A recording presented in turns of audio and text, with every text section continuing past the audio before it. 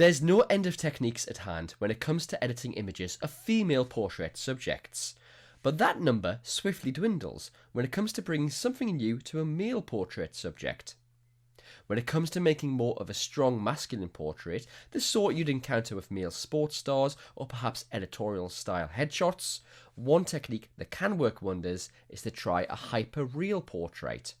Don't let the name fool you, this technique simply makes more of the subject's skin texture and lines around their face, along with tweaking the brightness of the eyes and finishing off with a vignette to help the subject stand out in the frame.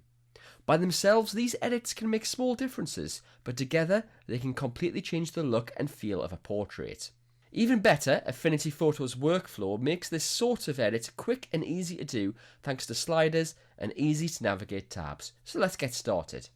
With your portrait open in Affinity Photo, it's time to select the developer persona, which is in the top left hand side of the interface. The developer persona is where the raw adjustments take place, but remember, with Affinity Photo, you can use this persona for JPEGs too.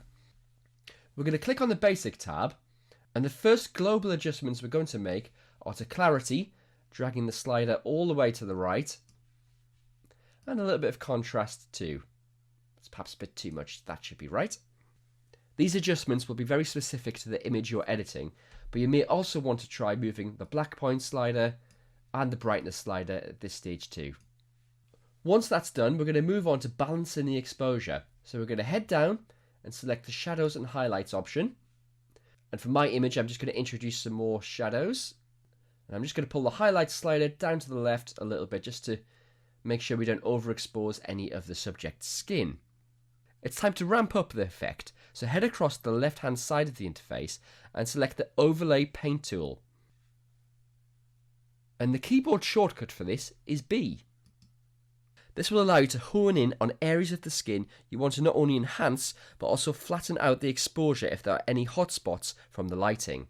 So we've got a small hotspot just on the subject's cheek here. You can change the size of the brush with the square bracket keys. I'm just going to paint over this. And perhaps a tiny bit on the other cheek as well, and a little bit on the forehead as well. And I'm just going to lower the exposure slider a tiny bit just to bring some detail back into those areas. I'm going to head to the left hand side of the interface, click on Develop, and then I'm going to go back into the Develop persona, and this time I'm going to select the Overlay Paint tool once more. But this time I'm going to brush over the areas of the subject's eyes. And obviously that red overlay will show you where you're painting with your brush. This time, instead of reducing the exposure, I'm going to increase it.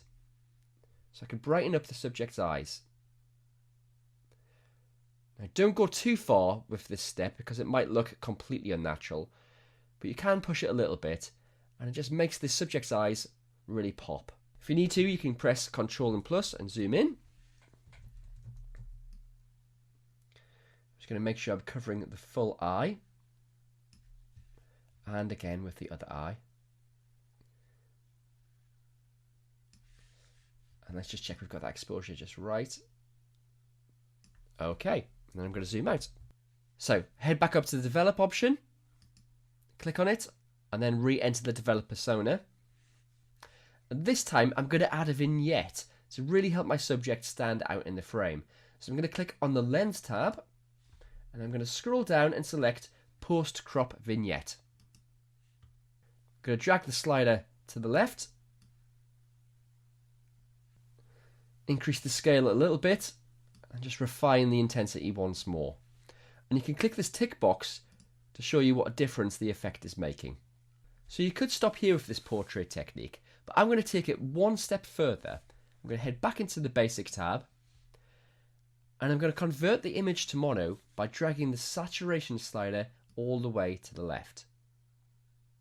Removing the colour adds far more punch to the portrait, so it can work really, really well. I'm going to increase the clarity once more. And you can see why this technique is so well suited to male portrait subjects. So there we go, we've completely transformed the look of this portrait in less than 5 minutes, using just a few easy, simple to follow techniques in Affinity Photo.